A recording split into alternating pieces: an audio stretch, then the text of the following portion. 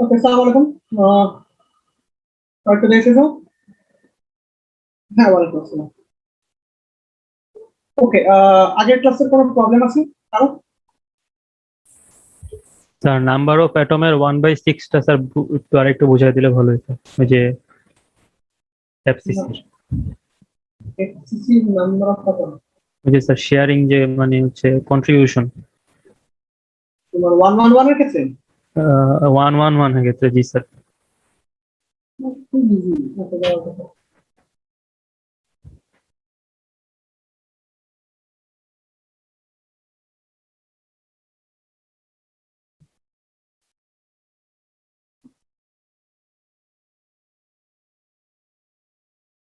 হ্যাঁ,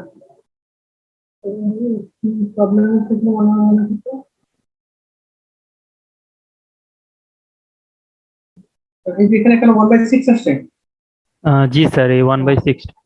আমরা বলতেছি যে প্ল্যানার ডেনসিটি বের করতে বলছে, যেখানে প্লেনটা কি ট্রায়াঙ্গেল থাকে না? জি 110 স্যার। প্লেনটা ট্রায়াঙ্গেল, তো ট্রায়াঙ্গেল হলে তার প্রত্যেকটার কোণ কত করে হবে? দুই সমকোণের সমান না? তাহলে দেখুন 60 ডিগ্রি করে হবে না? জি স্যার, 60 ডিগ্রি। আর 60 ডিগ্রি যদি হয় তাহলে এই যে ট্রায়াঙ্গেলটা আছে, এই ট্রায়াঙ্গেলটার এই অংশটুকু তো কি তার এই যে স্ফিয়ার আছে, সেই স্ফিয়ারের অংশটা পরিপূর্ণ। তাহলে একটা বৃত্ত যদি স্ফিয়ার থাকে তাহলে তার টোটাল কত? 360 ডিগ্রি না?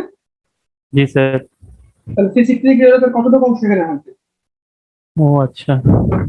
জি স্যার, ঠিক আছে। একই রকম ভাবে এখানেও একই রকম, এখানেও একই রকম। যদি তিনটা কোণ আছে তাহলে আমরা বলছি 3 into 1/6। স্যার আবার এই তাহলে এই ট্রায়াঙ্গেলের এই অ্যাটমটা যেটা, সেই অ্যাটমটা কি? এটা ফেস সেন্টার বলি। ফেস সেন্টার বলে এখানে অ্যাটমটা আছে, এই অ্যাটমটার অর্ধেক অংশ এখানে আছে। অর্ধেক অংশ মানে কি? পুরা 180 ডিগ্রি আমরা যেটা হাফ ইনটু একটা পার্ট, দুইটা পার্ট, তিনটা পার্ট, তাহলে কি পাওয়া যাচ্ছে? Half into 1/3, 3। আর তাহলে 110 কত ডিগ্রি থাকে?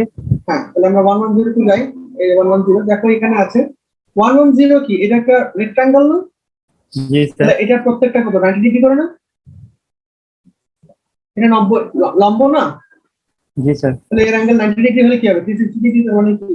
জি স্যার, বুঝতে পারছি স্যার। 1/4 ঠিক আছে?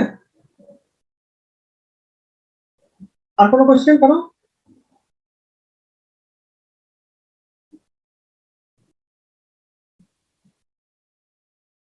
আর কিছু না থাকলে আজকে আমরা নতুন একটা টপিক দেখবো, সেটা হচ্ছে crystal defect.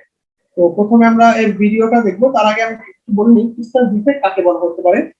Defect means like মানে কোনো একটা যদি তোমার ক্রিস্টাল থাকে, সেই ক্রিস্টালটা যদি তোমার মানে ইম্পিউরিটি ক্রিস্টাল থাকে, মানে তার মধ্যে কোনো প্রকার দুই ধরনের ক্রিস্টাল হতে পারে। একটা ইম্পিউরিটি ক্রিস্টাল, মানে তার মধ্যে কোনো প্রকার ডিফেক্ট নাই, সেটা একটা ইম্পিউর ক্রিস্টাল, যেমন সিলিকন পিওর ক্রিস্টাল। আবার অনেক সময় তার মধ্যে সিলিকন সোডিয়াম ক্লোরাইডে সোডিয়াম ক্লোরিন আছে, সোডিয়াম ক্লোরিনের মধ্যে কোনো সময় দেখা যাবে ক্লোরিনের এতটা বড় বা ছোট হতে পারে। আবার দেখা যেতে পারে সোডিয়াম ক্লোরাইডের মধ্যে বাইরে থেকে কোনো একটা আটক আসতে পারে। এটার কারণে সোডিয়াম ক্লোরাইডের যে নর্মাল যে স্ট্রাকচার থাকে, সেই স্ট্রাকচার থেকে ডিফার কোনো স্ট্রাকচার থাকলে তাকে বলতে আমরা ক্রিস্টাল ডিফেক্ট। এই ডিফেক্টটা মেইনলি দুভাগে ভাগ করা যেতে পারে, একটা লাইন ডিফেক্ট, একটা হলো গিয়ে পয়েন্ট ডিফেক্ট। পয়েন্ট ডিফেক্ট মানে হলো সোডিয়াম ক্লোরাইডের মাঝখানে যদি কোনো একটা ক্লোরিন বা সোডিয়াম এর এর এর ক্যাটায়ন বা অ্যানায়ন কোনো একটা যদি বড় বা ছোট হয়, তাহলে তাকে বলতে পারি আমরা পয়েন্ট ডিফেক্ট। আর লাইন ডিফেক্ট বলতেছি, ধরো সোডিয়াম ক্লোরাইডের একটা নির্দিষ্ট লাইন বরাবর অনেকগুলো সোডিয়াম ক্লোরাইড, এই প্রত্যেকটা সোডিয়াম ক্লোরাইডের মধ্যে ডিফেক্ট আছে, তাহলে তাকে বলতে পারি আটের রো যে ডিফেক্ট, সেটাকে বলতে আমরা লাইন ডিফেক্ট। বুঝা গেছে? 1 নম্বর পয়েন্ট। 2 নম্বর পয়েন্ট হচ্ছে আরো দুই ধরনের ডিফেক্ট পাওয়া যেতে পারে। একটা হচ্ছে তোমার স্টকিওমেট্রিক ডিফেক্ট, আর নন স্টকিওমেট্রিক ডিফেক্ট। লাইন দুটো তোমাদের নতুন। স্টকিওমেট্রিক ডিফেক্ট মানে হচ্ছে যে ডিফেক্টে ক্যাটায়ন এবং অ্যানায়নের সংখ্যার কোনো চেঞ্জ হয় না, কিন্তু ডিফেক্ট থাকে, তাকে বলছে আমরা নন স্টকিওমেট্রিক ডিফেক্ট। যেমন ধরো সোডিয়াম ক্লোরাইডে ক্লোরিনটা যদি চেঞ্জ হয়, সেখানে যদি অন্য কোনো অ্যানায়ন বা অন্য কোনো ক্যাটায়ন, ফর এক্সাম্পল স্টেনাস ক্লোরাইড বা অন্য কোনো ম্যাটেরিয়াল চলে আসে, তাহলে যে ডিফেক্টটা হবে সেটা হলো যে নন স্টকিওমেট্রিক ডিফেক্ট বা স্টকিওমেট্রিক ডিফেক্ট। ঠিক আছে? আহ তখন দেখা যেতে পারে যার সামেশন যদি আমরা করি, তাহলে তার টোটাল ক্যাটায়ন এবং অ্যানায়নের সংখ্যা সেমই থাকবে, খুব একটা চেঞ্জ আসবে না। এই টোটাল জিনিসটা আমরা একটা ভিডিওতে দেখবো যে কিভাবে আসতে পারে।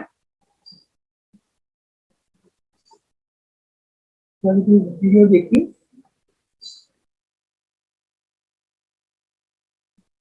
তো শুরু থেকে আমরা দেখতেছি ভিডিওটা। দেখো খুব বড় না, ছোট একটা ভিডিও দেখলেই বুঝতে পারবে।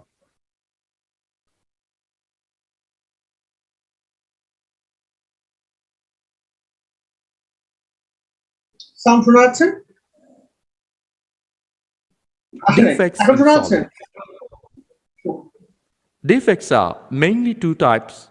They are point defects and line defects. Point defects are due to deviation around a point or an atom in a crystal. Line defects are due to deviation in the entire rows of lattice points. 1.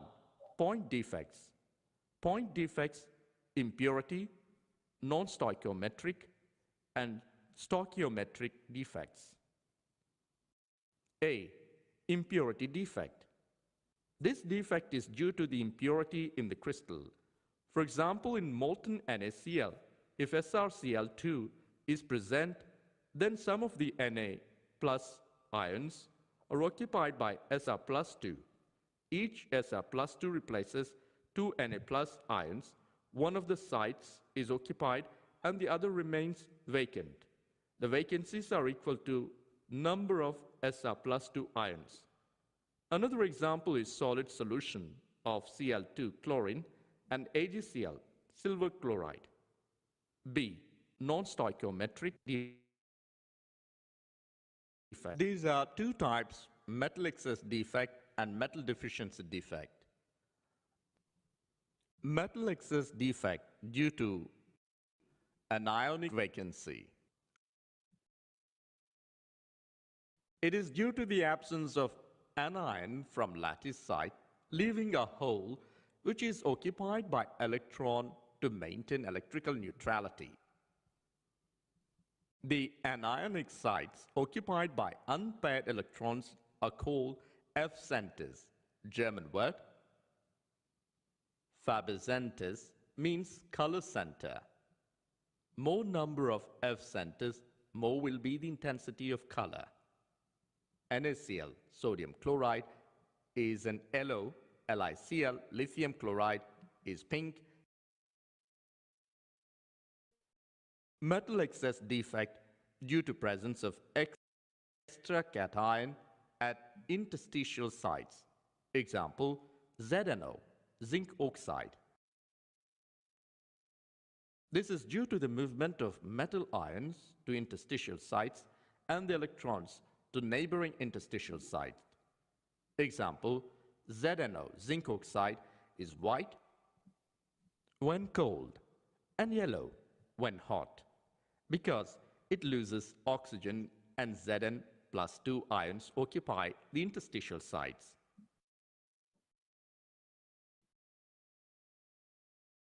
Metal deficiency defect. Example, FeO, ferrous oxide. This is due to absence of a metal ion from its lattice site and charge is balanced by ion having higher positive charge. Generally, transition elements exhibit this defect. FeO, ferrous oxide, is mostly found with a composition of Fe 0.960. It may range from Fe 0.930 to Fe 0.960. Stoichiometric defects. Vacancy defects and interstitial defects. আসলে কি বলতে যাচ্ছে আমরা তো দেখি, প্রথম থেকে আমরা একটু দেখি যে কি আসলে কি বলতে যাচ্ছে। সাউন্ড অফ করে দিই, আমি ব্যাখ্যা দিই।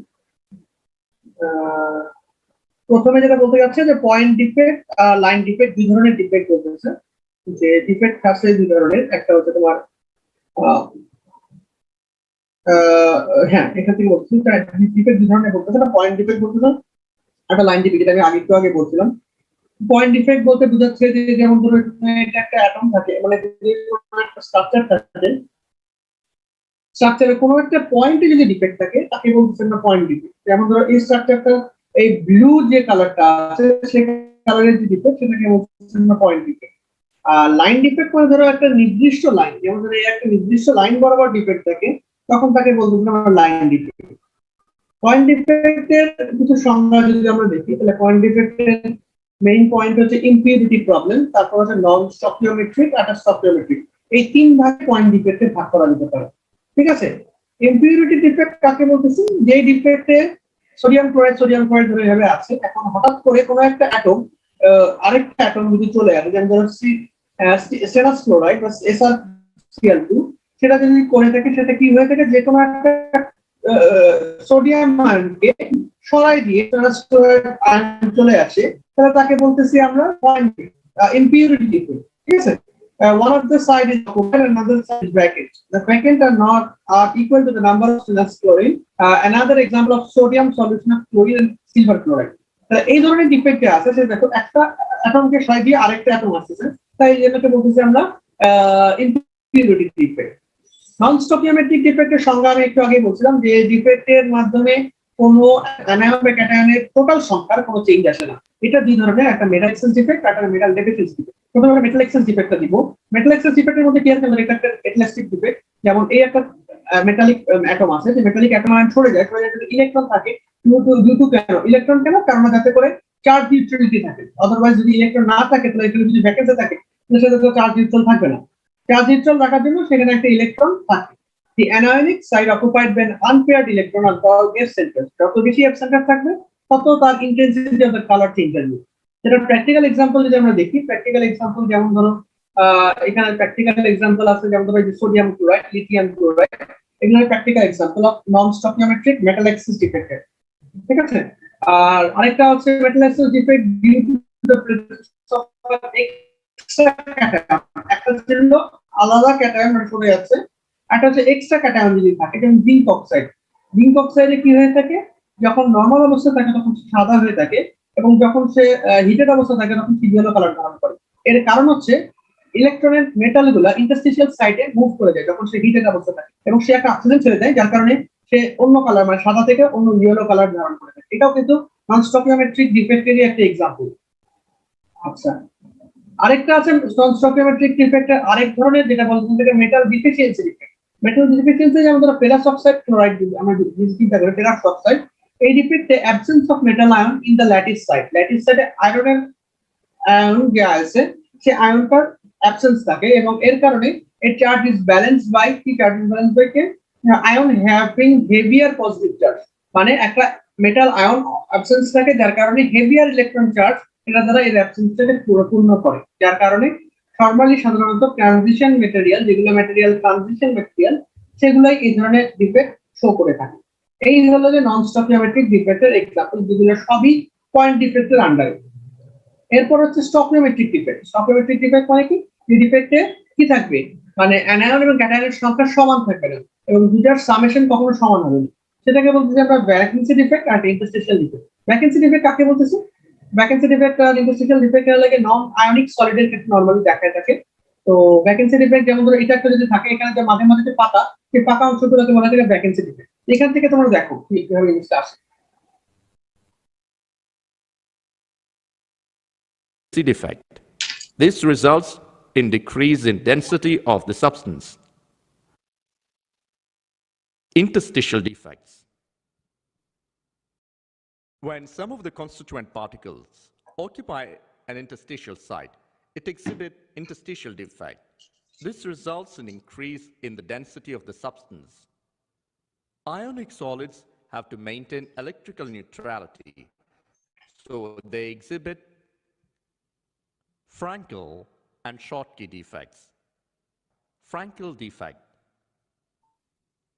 This is observed when the smaller ion, cation, is dissociated from its normal site and occupy interstitial site. This does not change the density of the substance. This is shown by ionic solids where there is large difference in the size of ions and low coordination number 4 to 6. Example: ZNS, zinc sulfide; AgCl, silver chloride; silver iodide; AgBr, silver bromide. Schottky defect. This is due to a vacancy at cationic site and equal number of vacancies at anion site in order to maintain electrical neutrality. This decreases the density of solids. This is shown by ionic size and high coordination number 6 to 8. Example, NaCl, sodium chloride, CaCl, cesium chloride, AgBr, silver bromide, KCalcium chloride. AgBr, silver bromide exhibit both Frankel and Schottky defect. Solids have a good range of electrical conductivity, 10 power minus 20 to 10 power 7 OHM inverse. M inverse. Solids are classified into 3 types based on conductivities. Okay so এখানে যেটা বলা হচ্ছে তাহলে তোমার যেটা বলছি যে একটা হচ্ছে তোমার vacancy defect when the sum of the neutrality exhibits vacancy defect. This results in decreasing the density of the substance. It exhibits যেটা আমি বলছিলাম non stoichiometric কারণ হচ্ছে stoichiometric defect কারণ এখানে কি density of defect solid এর density change হয়ে আসছে আর interstitial defect কি আসছে when some of the constituent particles occupy an interstitial site it exhibits interstitial defect. Normally তোমার ধরো সিলিকন থাকে তার মধ্যে যদি পি টাইপ সিলিকন বা এন টাইপ সিলিকন হয় সেটাকে আমরা ইন্টারস্টিশিয়াল ডিফেক্টের একটা एग्जांपल দিতে পারি। এটা আবার দুই ধরনের হতে পারে, একটা ফ্র্যাঙ্কেল একটা শকি। ফ্র্যাঙ্কেল ডিফেক্ট কাকে বলতেছে? এখানে যেটা বলতেছে দেখো smaller cation is dislocated This is observed when the smaller ion cation is dissociated from its normal site and occupy interstitial site. This does not change the density of the substance. This is shown by ionic solids where there is large difference in the size of ions and low coordination number 4 to 6. ডিফেক্টের change আসে কিন্তু পুরো জিনিসটা change আসে না, ঠিক আছে? আচ্ছা, এগুলো হলো Frankl ডিফেক্টের AgBr, silver bromide, Schottky defect. This is due to a vacancy at cationic site. An equal number of vacancy at anionic site in order to maintain electrical resiliency. This decreases the density of the solid. An equal number of vacancies at anion site in order to maintain electrical neutrality. This decreases the density of পুরো cationic এবং anionic সাইডের পুরোটা change হয়ে আসছে, এখানে একটা change আসছে যার কারণে এটা কারণ শক করে দিচ্ছে, ঠিক আছে? এবং এর কারণে decrease in density of the solid, whereas Frenkel ডিফেক্টে কিন্তু কোনো ডিক্রিজ অফ ডেনসিটি হয়নি। এখানে জাস্ট একটা smaller ion dislocated from the normal site and occupied in the interstitial site. Interstitial site এ অকুপাই করে, এখান থেকে সরে যে এখানে আসছে বা এখানে আসছে, কিন্তু টোটাল ডেনসিটি কিন্তু সেম থাকতেছে। whereas এখানে যেটা তোমার শকের ডিফেক্ট সেখানে এটা চেঞ্জ হয়ে যাচ্ছে, সেটা কোথাও থাকতেছে না, যার কারণে ডেনসিটি অফ সলিড চেঞ্জ হয়ে যাচ্ছে, ঠিক আছে? এই হলো শকের ডিফেক্ট। আর এর কিছু एग्जांपल এখানে দেওয়া আছে, ব্যাস এটুকুই মোটামুটি আমাদের ডিফেক্টের টপিক। তো ডিফেক্টের টপিকে যে জিনিসটা লাগবে এখানে যা দেখানো হয়েছে সেটা দেখলেই হবে, কারণ হচ্ছে ডিফেক্ট ইটসেলফ ইজ এ বড় টপিক। এই টপিক নিয়ে আলোচনা করতে গেলে আসলে অনেক কিছু আছে, প্রতিটা ডিফেক্টেরই ম্যাথমেটিক্যাল পার্ট আছে, ইলেকট্রিক্যাল পার্ট আছে এবং আরো অনেক ডিফেক্ট আছে, কিন্তু আমরা এই কটা ডিফেক্ট নিয়ে পড়াশোনা করবো, কারণ এই ডিফেক্ট গুলোই আমাদের কাজে লাগে ইলেকট্রিক্যাল ডিফেক্ট, ঠিক আছে? আরো অনেক ডিফেক্ট, অনেক ধরনের ডিফেক্ট আছে, যেমন ধরো ভলিউমেট্রিক ডিফেক্ট আছে, আরো ডিফেক্ট আছে, কিন্তু আমরা এখানে যে কটা ডিফেক্ট এবং যে কটা एग्जांपल দেখানো হয়েছে এগুলোই আমরা দেখবো। ওকে, ঠিক আছে? এটুকুর মধ্যে কোনো কোশ্চেন আছে কারো?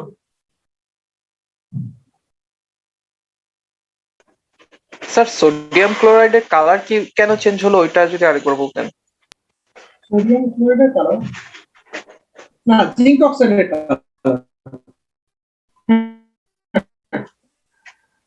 সোডিয়াম ক্লোরাইড, জিঙ্ক অক্সাইড না স্যার, সোডিয়াম আরেকটু আগে sir, because it loses oxygen sir এখানে আরেকটু আগে সোডিয়াম ক্লোরাইডের কালার ইয়েলো দেখাইছে। কোন জায়গায় ছিল? না না, ওই জিঙ্ক অক্সাইডের 20 সেকেন্ড আগে। এখানে কোনখানে বলো?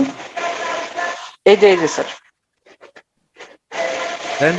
then some of the Na. এই যে স্যার, এই স্লাইডটাতে এই অংশে স্যার, ও এখানে কালার তো চেঞ্জ হয় না। এখানে যেটা কি হয়েছে, এখানে হচ্ছে ইম্পিউরিটি ডিফেক্ট। হ্যাঁ, তো ভ্যাকেন্সি ওটাই বলতেছি, ভ্যাকেন্সি ইকুয়াল এসব না জানতে না, দেখি